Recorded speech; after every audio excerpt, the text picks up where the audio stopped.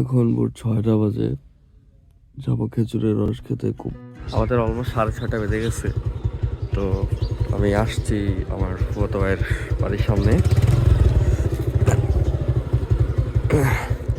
ওকে দিলাম ড্রাইভ করার জন্য। তো লেটস গো ম্যান। এইটা হলো মজিমপুর বাজার। তো যারা মদনপুর থেকে আসবেন তারা যাবেন মজিমপুর বাজার থেকে হাতের বামে, এবং যারা ভারতী থেকে আসবেন তারা হচ্ছে যাবেন আপনার মজিমপুর বাজার থেকে হাতের টানে।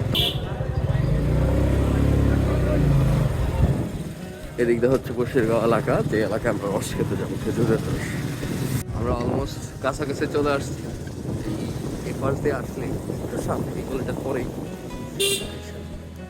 Oh my god, and we are very late, and unfortunately দেখেন বাইকের অবস্থা। তো আমাদের মতো আরো এরকম 10 থেকে 15টা বাইক অলরেডি এখানে চলে আসছে। এটা হচ্ছে খেজুর গাছ। খেজুরের রস খাইতে আসে মানে ফ্রাইডেতে আসলে এরকম প্রায় 2 ঘন্টা আপনি সিরিয়ালে দাঁড়ায় থাকতে হবে।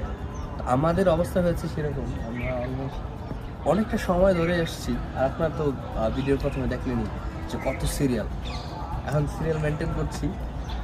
তো আপনারা যারা ফ্রাইডেতে বা শুক্রবার দিন আসবেন তারা আসলে হচ্ছে অনেক সকালে আসার চেষ্টা করবেন, অথবা শুক্রবার দিন ছুটির দিন ব্যতীত আসার চেষ্টা করবেন, তাহলে সিরিয়াল খুব কম পাবেন।